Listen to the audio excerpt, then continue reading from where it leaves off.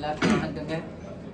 நான் ஏற்கனவே கொடுத்த வாக்குறுதிப்படி மாதத்துக்கு 2 முறை வந்து தொகுதியிலே இருந்து என்னுடைய எல்லா பணிகளையும் செய்துக்கிட்டு இருக்கேன். அந்த வகையில் இன்றைக்கு என்னுடைய தொகுதிக்கு வந்து என்னுடைய பணிகளை செய்கிறேன். இன்னைக்கு மெயினாக போலியோ சொட்டு மருந்து இன்னைக்கு உலகம் முழுக்க இன்னைக்கு போலியோ சொட்டு மருந்து குழந்தைகளுக்கு கொடுத்துட்டு இருக்காங்க. அந்த வகையில் என்னுடைய தொகுதியில் ரோட்டரி சங்கம் சார்பாக போலியோ சொட்டு மருந்து கொடுத்ததில் நான் வந்து இன்னைக்கு துவக்கி வச்சிருக்கேன். அது மட்டும் இல்லை, இன்னைக்கு தொகுதி மக்கள் அனைவரையுமே சந்தித்து மனுக்களை பெற்று அந்த மனுக்கள் மீது ஆய்வு செய்து அதிகாரிகளை சந்தித்து தொகுதிக்கு வேண்டிய எல்லாத்தையும் வந்து நான் பேச இருக்கேன். 3 நாட்கள் இங்கேயே இருக்க போகிறேன். நாளைக்கு வந்து கவர்மெண்ட் ஸ்கூல்ஸ்க்கு நேரடியாக போகிறோம்.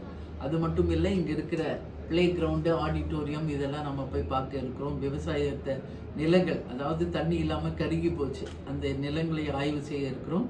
இது போல் நிறைய பணிகள் தொகுதியில் இருக்குது. எல்லாவற்றையும் நான் நேரடியாக போய் பார்க்க போகிறேன். நாளை மதியம் துறை சார்ந்த அதிகாரிகள் எல்லாரையும் நான் வர சொல்லியிருக்கேன்.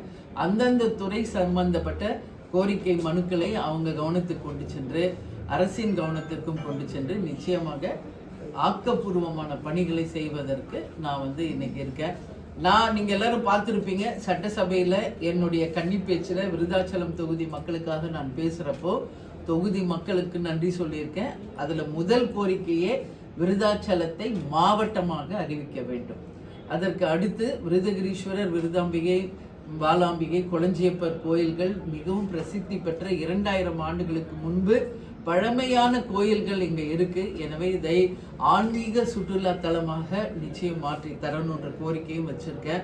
அதே மாதிரி பீங்கான் தொழிற்சாலை, கல்லூரிகள் தமிழ்நாட்டிலேயே நம்ம தொகுதியில் தான் இருக்குது. அதை மேம்படுத்துறதுக்கும் நான் வந்து கோரிக்கை வைத்திருக்கிறேன். விவசாயம் சார்ந்த நிலங்கள் இங்கே வந்து மக்காச்சோளம், நெல், கரும்பு, அது மட்டும் கிடையாது, மரவள்ளிக்கிழங்கு, இது போன்ற பொருட்களுக்கு உரிய விலை கிடைக்கணும். அதே மாதிரி அந்த பொருட்களுக்கு வந்து பாதுகாப்பு பண்ண அந்த குடவுன்ஸ் அமைச்சு தரணுன்றதையும் நான் சொல்லியிருக்கேன். விவசாயிகளுடைய கடன் முழுவதாக ரத்து செய்யப்பட வேண்டும் என்றதையும் என் கோரிக்கையை வைத்திருக்கிறேன். இது போன்ற அதே மாதிரி இப்போ கூட பாருங்கள், இந்த மனுக்களில் நிறைய ஊர்களுக்கு வந்து மெயினாக நம்ம மக்கள் கேட்குறது, நிறைய ஊரில் பஸ் வரல, தண்ணி இல்லை, ரோடு வசதி, தெரு விளக்குகள், மருத்துவ வசதி, இதுதான் நிறைய கேட்டிருக்காங்க. நிறைய ஊரில் சுடுகாடு கூட இல்லை. இது மாதிரி கோரிக்கைகளை எல்லாம் நிச்சயமாக நான் அரசின் கவனத்தை கொண்டு சென்று கண்டிப்பாக விருதாச்சலத்துக்கு வேண்டி எல்லாத்தையும் செய்வாங்க. நிறைய ஊரில் கோயில் வந்து கும்பாபிஷேகம் வச்சுருக்காங்க, அதற்கு அழைப்பு கொடுத்துருக்காங்க. அந்த கோயில்களுக்கும் எங்களால் முடிந்த உதவிகளையும் கண்டிப்பாக அறநிலைத்துறை மூலியமாக என்னால் என்ன முடியுமோ அதுவும் நான் வந்து செய்து தருவேன் என்று சொல்லியிருக்கேன். ஸோ இந்த மாதிரி என்னுடைய தொகுதி நிகழ்ச்சிகளுக்காக பங்கேற்க வந்திருக்கிறேன். நீங்கள் எதுவும் கேட்கணும்? இப்போ வந்து பயிர்க்கடன் வந்து முழுமையாக தள்ளுபடி பண்ணல. ஆமாங்க. இப்போ வந்து அடுத்து வந்து சம்பா சாகுபடி வந்து விவசாயம் வந்து செய்யணும். கூட்டுறவு வந்து இப்போ பயிர்க்கடன் வந்து திருப்பி அவங்க தரமாட்டாங்க. அதோட கருத்து என்னங்க? அதான் இப்போ நம்ம வந்து இது கவர்மெண்ட் அரசாங்கத்தினுடைய கவனத்துக்கு நம்ம கொண்டு சென்றிருக்கோம். இதை வந்து சபையிலேயே நான் வந்து இதை முதல் நாள்ல இருந்து பேசிக்கிட்டு இருக்கேன். முழு கடன் தள்ளுபடி பண்ணணும் அப்படிங்கிறத. அப்போ இந்த கவர்மெண்ட் வந்து அதை கன்சிடர் பண்ணுறேன்னு சொல்லியிருக்காங்க. இந்த அரசு வந்து இப்போ தான் 45-50 நாள் ஆகுது. ஸோ எங்களுக்கு ஒரு 3 மாதம் இல்லை 6 மாதம் டைம் வேணுன்றது கேட்டிருக்காங்க. அந்த வகையில் நிச்சயமாக மக்களுடைய கோரிக்கைகளை அரசு கவனத்துக்கு நம்ம கொண்டு செல்வோம். அதில் மாற்று கருத்தில்லை. இப்போ பட்ஜெட் கூட்டத்தொடருக்கு முன்பு பல கட்டமாக அங்கே வந்து ஆலோசனைகள் நடக்க இருக்கிறது. அந்த வகையில் நான் வந்து கண்டிப்பாக விருதாச்சலம் தொகுதியின் சார்பாக முதல்வரையும் அந்த துறை சார்ந்த அமைச்சர்களையும் சந்தித்து என்னுடைய கோரிக்கை மனுவை தருவேன்.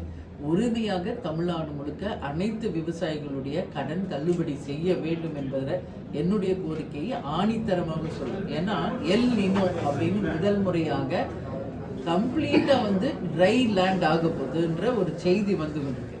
இப்பயே நம்ம பார்த்தோம்னா தண்ணி கிடையாது, நிலத்தடி நீரே இல்லை. இப்போ விருதாச்சலம் பார்த்தா 300 அடி 600 அடியெல்லாம் வந்து போனால் கூட, போர் போட்டால் கூட தண்ணி இல்லாத ஒரு நிலை இருக்குது. அப்போ எல் நினோ அப்படின்ற ஒரு சுச்சுவேஷன் வந்தால் நிச்சயமாக தமிழ்நாடு வந்து வறட்சியாக, பாலைவனமாக மாற வேண்டிய பல்வேறு விதமான விஷயங்கள் இருக்குது. அதனால தான் இன்னைக்கு நம்ம மேகதாதுல அணை கட்டக்கூடாது, எல்லா இடத்துலையும் வரப்போகும் மழை நீரை நாம் சேமிக்கணும், நம்ம வந்து தன்னிறைவு பெற்ற மாநிலமாக மாறணும், அப்படின்றது எல்லாமே நான் இன்னைக்கு சட்டசபையில் பேசியிருக்கேன். உங்கள் எல்லாருக்கும் அது தெரியும். நிச்சயம் நம்ம விவசாயத்திற்கும் தண்ணீருக்கும் நிச்சயமாக தமிழ்நாடு கவனம் செலுத்த வேண்டும் என்ற கோரிக்கையை கண்டிப்பாக நான் அவர்களுடைய கவனத்துக்கு கொண்டு செல்வேன். தமிழ்நாடு அரசு வந்து டெல்லி பிரதிநிதியாக கர்நாடக பிரதிநிதி வந்து நியமிச்சிருக்கேன். அதை பற்றி உங்களோட கருத்து? முதல் அறிக்கையை நான் தான் கொடுத்துருக்கேங்க. ஃபஸ்ட்டு அறிக்கையை அதை பற்றி நான் தான் கொடுத்துருக்கேன். வெங்கட நாராயணா அப்படிங்கிறவர் வந்துங்க கர்நாடகாவை சேர்ந்தவர். அவர் வந்து இன்னைக்கு தமிழ்நாட்டில் எவ்வளோ பேர் அதை பற்றி அறிந்தவர்கள், தெரிந்தவர்கள், அறிஞர்கள், சீனியர்ஸ் எல்லாம் நிறைய பேர் இருக்காங்க தமிழ்நாட்டிலே. அப்படி இருக்கும்போது கர்நாடகாவை வந்து தன்னுடைய இருப்பிடமாக கொண்ட ஒருவருக்கு, புதியவருக்கு, அனுபவம் இல்லாதவருக்கு மிக முக்கியமான துறை அது சாதாரண கிடையாது. இன்னைக்கு மேகதாது அணை டேம் கட்டுறது, அதனால அவருக்கு போய் ஏன் பொறுப்பு கொடுத்துருக்கீங்க அப்படிங்கிறத முதல் அறிக்கை நான் தான் கொடுத்தேன். நிச்சயமாக முதலமைச்சர் அவர்களும் தமிழக அரசும் மறுபரிசீலனை செய்து அவரை அறிவித்ததை திரும்ப பெற்று தமிழ்நாட்டிலேயே அதை பற்றி மிக சிறந்த முறையில் அதை பற்றி விஷயம் தெரிஞ்சவங்களுக்கு அந்த பொறுப்பை கொடுத்து தமிழ்நாடை காக்க வேண்டியது இந்த அரசின் கடமை. அதுக்கு நிச்சயமாக தேமுதிக வந்து உறுதியாக முதல்வர் கவனத்துக்கும் அரசு கவனத்துக்கும் அதை நாங்கள் கொண்டு செல்வோம். மாற்று மாநிலத்தை சேர்ந்தவங்களுக்கு வாய்ப்பு தரதில்லை, தமிழ்நாட்டில் இருக்கிறவங்களுக்கு வாய்ப்பு கொடுங்க. நம்ம கேட்கணும். தனியார் பள்ளிகளுக்கு அங்கீகாரம் வாங்கிறது இப்போ ஒரு நாளாக இந்த இது மட்டும் ஹாட் டாபிக் இருக்குது. தமிழ்நாடு ஃபுல்லாக 100 கோடி ஊழல் அப்படின்னு சொல்லுவாங்க. இப்போ அதை பற்றி என்ன? தனியார் பள்ளிகள் வந்து அந்த தமிழ்நாடு அரசு அறிவிச்சாங்க, பள்ளிக்கல்வித்துறை அறிவிச்சதுல தனியார் ஒவ்வொரு பள்ளிகளும் இவ்வளோ வந்து வாங்குறோன்னு. ஆனால் எந்த ஸ்கூலும் அதை கடைப்பிடிக்கல. நாட் ஓன்லி ஸ்கூல்ஸ், ஒரு துறையிலையும் நம்ம எடுத்துக்கிட்டா பல்வேறு ஊழல்கள் இருப்பதாக பல ஆண்டுகளாக பேசப்பட்டுட்டு தான் இருக்கு. இப்போ ஒரு புது அரசு வந்திருக்கு. அவங்க என்ன சொல்றாங்க? நாங்கள் வந்து ஊழல் இல்லாத ஆட்சியை கொண்டு வருவோம், அதுவும் வெளிப்படையான ஆட்சியை தருவோம். அதே போல் எந்த ஒரு டெண்டர் ஆகட்டும் எதுவாக இருந்தாலும் கமிஷன் இல்லாமல் நேரடியாக மக்களுடைய பயன்பாட்டுக்கு கொடுப்போம் என்று சொல்கிறாங்க. இப்போ வந்து 50 நாள் ஆயிருக்கு. பார்ப்போம் இவங்க எப்படி ஆட்சி நடத்துகிறாங்க, இனி வருங்காலங்கள் எப்படி இருக்க போகுது. உண்மையிலேயே அவங்க கொடுத்த அந்த வாக்குறுதிகள் படி லஞ்ச ஊழல் இல்லாத ஒரு நேர்மையான ஆட்சி நடக்க போகிறதா இல்லையா என்பதை கண்டிப்பாக தமிழ்நாடு மக்கள் பார்த்துக்கிட்டு தான் இருக்காங்க. அப்படி அவங்க சொன்னதுக்கு மாறாக ஒரு நிகழ்வுகள் நடந்தால் அதை முதலில் எதிர்ப்பவர்கள் தேமுதிகவாக இருக்கும் என்பதில் மாற்று கருத்து இல்லை. கேப்டனை பொறுத்த வரைக்கும் இதுவரைக்கும் தமிழ்நாட்டிலேயே முதல் முறை லஞ்சம் ஊழல் இல்லாத நேரான மக்கள் ஆட்சியை கொண்டு வருவேன் சொன்ன கேப்டன் தான். அதனால நிச்சயம் மக்களுக்கான ஆட்சியா இருக்கணும். இப்ப நான் விருதாச்சலம் தொகுதியில ஒரு எம்எல்ஏவா வந்திருக்கேன்னா 100% என்னுடைய பங்களிப்பு, என்னுடைய வேலைகள் மக்களுக்கானதா இருக்கணும். அதுல மாற்று கருத்திலே அது மாதிரி எல்லாருமே செய்யணும். லஞ்சம் ஊழல் இல்லாத நேர்மை ஆட்சி வரணும்னு நான் கேட்டுக்கிறேன்.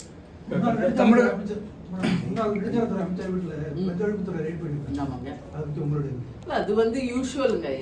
எப்பவுமே ரெய்டுகள் வருவதும் ரெய்டு முடிஞ்சு அதுக்கப்புறம் என்ன நடந்துச்சுன்றது இது வரைக்கும் யாருக்கும் எந்த பதிலும் வர்றதில்லை. ஸோ ஒரு ஆட்சி முடிஞ்சு இன்னொரு ஆட்சி வந்தா ஏற்கனவே ஆட்சி செய்தவர்கள் வீட்டுக்கு ரெய்டு போறது இது யூஸ்வல். இது ஒன்றும் ஃபர்ஸ்ட் டைம் கிடையாது. பட் அதனால என்ன நடக்க போகுதுன்றதும் என்ன அவங்க பிடிச்சாங்க அதுக்காக என்னன்றது கவர்மெண்ட் தான் அதுக்கு எக்ஸ்பிளைன் பண்ணணும். பட் ரெய்டுங்கிறது நம்ம தமிழ்நாடு பொறுத்தவரை புதிய விஷயம் ஒன்றும் கிடையாது. மாதந்தோட உதவித்தொகை வந்து இப்போ நிறைய பெண்களுக்கு வழங்காமல் நிறுத்தி வச்சிருக்காங்க அப்படின்னு சொல்றாங்க. அதை பற்றி உங்களுக்கு அதுதான் கேட்ட 10 லட்சம் கோடி கடனில் இருக்குது தமிழ்நாடுன்றாங்க. எதுக்கு எடுத்தோடனே இப்போ தான் நாங்கள் புதுசாக வந்திருக்கோம் ஆட்சிக்கு, 50 நாள் தான் ஆகுது, எங்களுக்கு டைம் கொடுங்கன்னு சொல்கிறாங்க. இப்போ துறை சார்ந்து எது கேட்டாலும் 3-4 மாதத்திற்கு எதுவுமே கேட்காதீங்க அப்படின்னு சொல்கிறாங்க. முக்கியமான ஒரு விஷயம் பேசினா கூட 4-5 மாதத்துக்கு எதுவுமே பேசாதீங்க, ஏன்னா நாங்களே அதை பற்றி தெரிஞ்சுக்கணும். ஏன்னா எல்லாருமே புதியவர்கள். உங்களுக்கே தெரியும், ஒரு எம்எல்ஏவாக இருந்தாலும் அமைச்சராக இருந்தாலும் முதல்வரே இதுதான் ஃபர்ஸ்ட் டைம் அவர் முதலமைச்சராக இருக்கார். எல்லா அமைச்சர்களும் ஃபர்ஸ்ட் டைம் அமைச்சர்கள், எல்லா எம்எல்ஏஸும் ஃபர்ஸ்ட் டைம் எம்எல்ஏஸ். ஸோ அவங்களுக்கு என்ன வேலை செய்யணும் என்பது புரியணும். அது மட்டும் கிடையாது, துறை சார்ந்து அவங்களுக்கான அந்த நாலேஜ் வரணும், எது எப்படி கொண்டு போகணுன்றதெல்லாம் தெரியணும். இது எல்லாமே இருக்கு. அதனால தான் அவங்க நிதி சார்ந்து மட்டும் இல்லை, அவங்கள வந்து வேலை தெரிந்து கொள்ளவும் அதை எப்படி செயல்படுத்தணும்னு தெரிஞ்சுக்கிறதுக்கு தான் அவங்க 6 மாத காலம் எங்களுக்கு டைம் வேணும்னு சொல்லிட்டு இருக்காங்க. பட் பல விஷயங்கள் அந்த 6 மாசம்ன்றது ரொம்ப பெரிய கேப்பா தெரியுது. அவ்வளோ நாட்கள் விட்டா தமிழ்நாடு தாங்குமான்ற கேள்வியும் இருக்கு.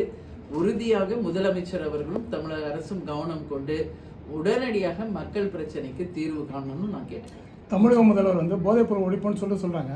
அவங்களோட அமைச்சரவையில் வந்து போதைப்பொருள் சர்ச்சை எழுதுறது, அதை பற்றி உங்களோட கருத்து என்ன? வன்மையாக கண்டிக்கக்கூடிய ஒரு விஷயம், அதில் மாற்று கருத்தே கிடையாது. ஒரு ஐபிஎல் நடக்கிற ஒரு கிரவுண்ட்ல வச்சு ஒரு சரத்குமார் அப்படிங்கிற ஒரு அமைச்சர் மக்களுக்கு அப்போ வந்து அமைச்சர் கிடையாது, அவர் ஒரு சாதாரண ஒரு ரசிகர் மன்றத்தில் இருந்த ஒரு தொண்டர் தான். அந்த நேரத்தில் 2 ஆண்டுகளுக்கு முன்பு அப்படி செய்திருக்கிறதா ஒரு வீடியோ நானும் பார்த்தேன்.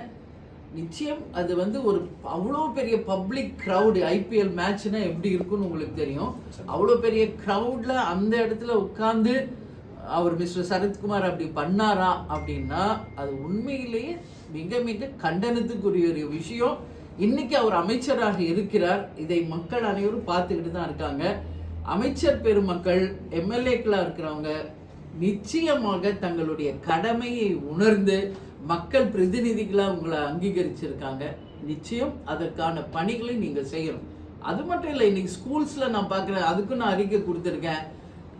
அவர் முதலமைச்சருடைய பிறந்த நாளை முன்னிட்டு போய் அவரோட ஃபோட்டோ மாட்டுறது, செல்ஃபி எடுக்கிறது, சினிமா பாடல்களை பாடுறது, இது போன்ற பல நிகழ்வுகள் வந்து கவர்மெண்ட் ஸ்கூல்ஸில் நடந்துகிட்டு இருக்கு. இதெல்லாம் கண்டனத்துக்குரியது.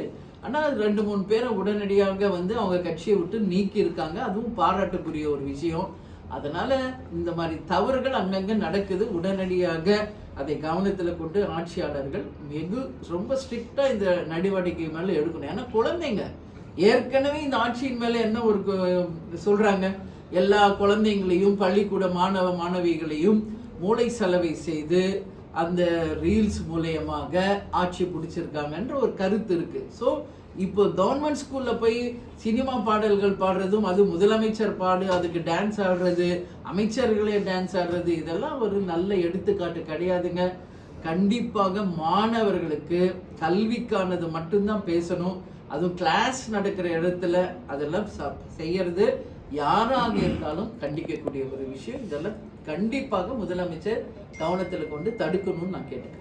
இப்ப சூரியகாந்தி எண்ணெய் ஆலை மற்றும் செராமிக்கு அரசு பெண்களுக்கு விருதாச்சலம் முக்கியமான கோரிக்கை. விருதாச்சலம் இப்போ சூரியகாந்தி எண்ணெய் ஆலை 30 ஆண்டுகளுக்கு முன்னாடி மூடப்பட்டது. இது தமிழ்நாட்டிலேயே ஒரே ஒரு செராமிக் காலேஜ். அது ஆனால் தரம் இருக்க கீழே தான் இருக்கு. அது தொழில்துறையில கீழே இருந்தாலும் அது இண்டஸ்ட்ரி அந்த மினிஸ்ட்ரிஸ் வந்து இதுவரையும் கரெக்டாக அந்த செராமிக் நலிவடைஞ்சிருக்கு. நாங்கள் சின்ன பிள்ளையா இருக்கும்போது பார்த்த செராமிக்ன்றது ஒரு 3000-5000 குடும்பங்கள் அதனால வாழ்ந்த குடும்பங்கள் இருந்தது. இன்னைக்கு பார்த்தீங்கன்னா இருக்க அதனுடைய இது எல்லாமே குறைஞ்சிக்கிட்டு இருக்கு. அதே மாதிரி இந்த கல்லூரியில படிக்க மாணவர்கள், கடலூர் மாணவர்களே பின் அதிகமாக வந்து சேரக்கூடிய ஒரு ஆர்வம் இல்லை. அதை பத்தி அதுதான் அது வந்துங்க. அதுதான் சட்டசபையிலே ஏன் அதை நான் பேசினேன்னா, இன்னைக்கு வேலை வாய்ப்பு இல்லை இல்லை இல்லைன்னு நம்ம பேசிக்கிட்டு இருக்கோம். இது மாதிரி வேலை வாய்ப்பு இருக்கிற இண்டஸ்ட்ரீஸ் எல்லாமே சிக் யூனிட்டா இருக்கு, நலிவுற்று இருக்கு. இதுக்கு நம்ம என்ன தீர்வு செய்ய போறோம்? இருக்கின்ற அந்த ஆலைகளை சரி செய்யுது, அதன் மூலம் பல பேருக்கு வேலை வாய்ப்பை உருவாக்கி கொடுக்கணும். அப்படிங்கிறதுனால தான் அன்றைக்கி சட்டசபையிலேயே ஃபஸ்ட்டு டேவே அதை பற்றி நான் பேசியிருக்கேன். இப்போ நீங்கள் சொன்ன மாதிரி சூரியகாந்தி ஆலை இங்கே வந்து இங்கே கடலைகள் அப்போ நிறைய விற்பனை அப்போ வந்து உற்பத்தி ஆயிட்டுருச்சு. ஸோ அந்த ஆலை இருந்தது. பட் இப்போ அந்த அந்த உற்பத்தியே இல்லாததுனால அந்த ஆலை மூடப்பட்டிருக்கிறது.